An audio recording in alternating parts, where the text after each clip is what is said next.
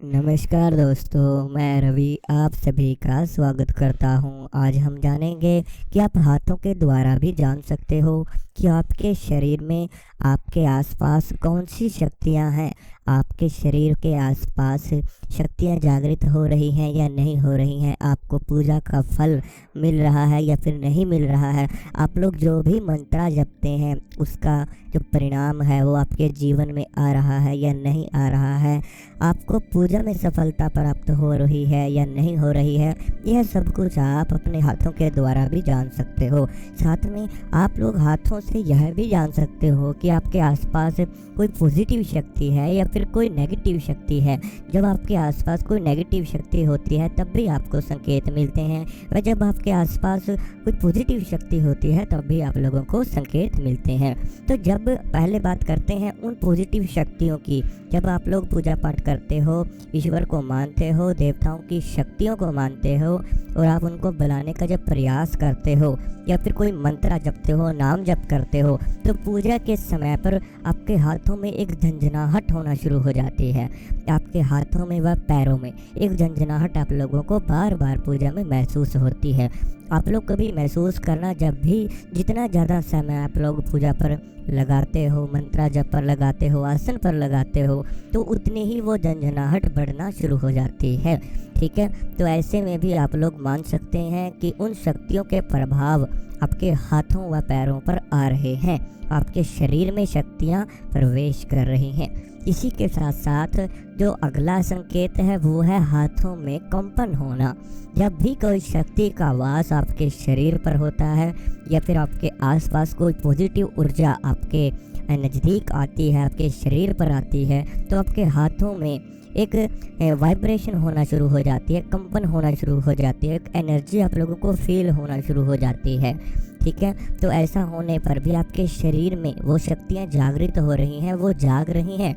इसी के साथ साथ कई बार आप लोग पूजा करते हैं, पूजा के समय पर आपके हाथों पैरों में बेचैनी लगना शुरू हो जाती है, घबराहट व गर्मी व पसीना आपके हाथों पैरों में आना शुरू हो जाता है।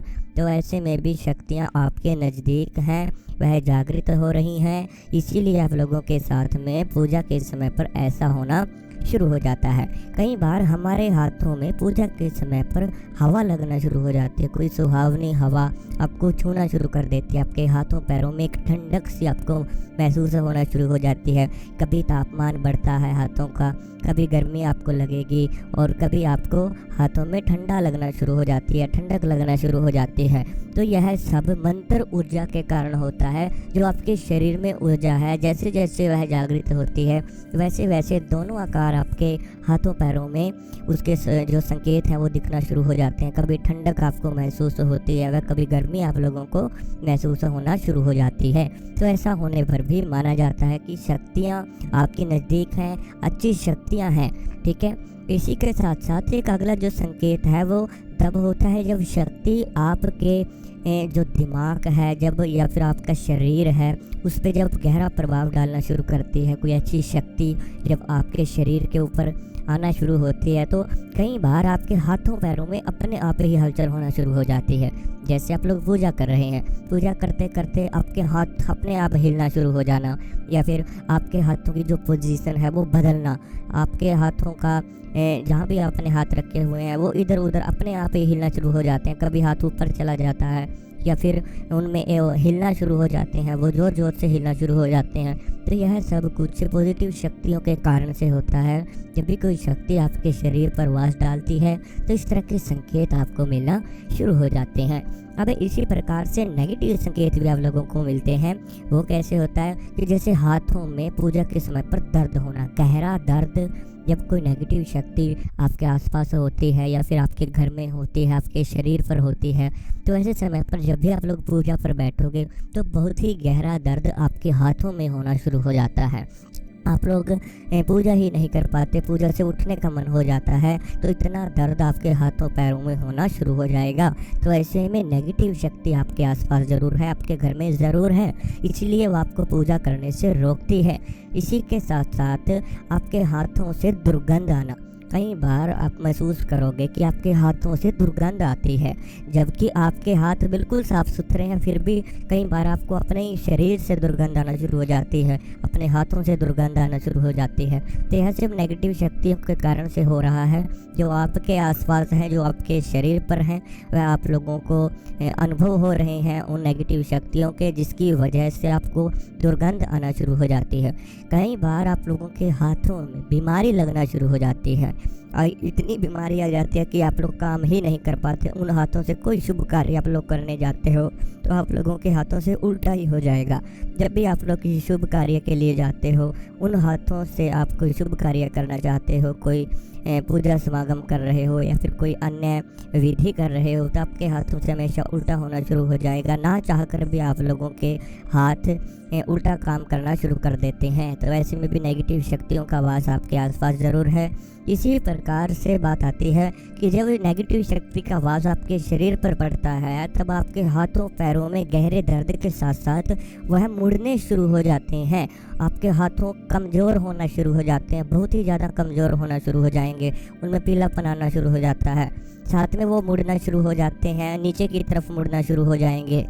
जैसे कमज़ोर व्यक्ति का शरीर है वो मुड़ जाता है, इसी प्रकार से आप लोगों के हाथ भी मुड़ना शुरू हो जाते हैं और वह हल्के हल्के कांपना शुरू हो जाते हैं, बीमारियां उनमें आना शुरू हो जाती हैं। तो यह सब कुछ भी नेगेटिव शक्तियों के संकेत हैं।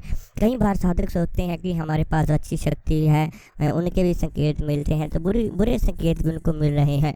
तो ऐसे में आप लोगों को यह देखना चाहिए कि शायद आपके घर में कोई बुरी शक्ति चल रही हो। अच्छी शक्ति तो आपकी पूजा से आपको प्राप्त होती है, लेकिन बुरी शक्ति जब आपके घर में रहती है तो वो नुकसान करना, बीमारियां करना, कर्ज पर कर्ज बढ़ा देना और भी काफ़ी संकेत हैं जो आपके घर में मिलना शुरू हो जाते हैं।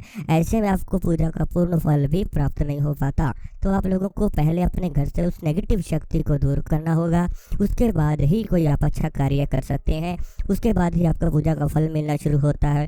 क्योंकि साधकों को अनुभव काफ़ी समय से होते हैं, लेकिन जब वो पूर्ण शक्ति के साथ नहीं आ पाते तो आपकी पूजा उन तक नहीं पहुंच रही है, पूर्ण रूप से वो शक्ति नहीं आ पाती। जब तक आपके घर में कोई देवता का दोष होता है या फिर कोई नेगेटिव शक्ति का वास आपके घर में होता है, आपको पूजा ही नहीं करने देता, वो मानसिक रूप से आपको बहुत ही ज़्यादा परेशान कर देती हैं, जिसकी वजह से आपका पूजा का फल है जो वो पूर्ण रूप से नहीं आ पाता, आपको शक्तियाँ नहीं मिल पाती, आपके साथ में वह शक्तियाँ नहीं चल पाती।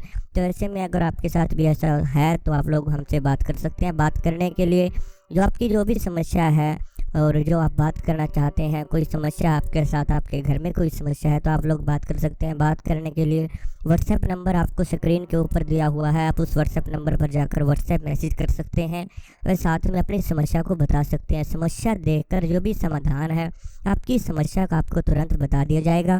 साथ में अगर आपको वीडियो अच्छी लगी हो तो चैनल को सब्सक्राइब जरूर करें। अगर आप अनुभव देखना चाहते हैं तो इस चैनल की कम्युनिटी जाकर चेक कर सकते हैं, वह साधकों के अनुभव भी देख सकते हैं। साथ में अगर आपको वीडियो अच्छी लगी हो तो चैनल को सब्सक्राइब जरूर करें। हम मिलते हैं कल आपको एक नई वीडियो के साथ।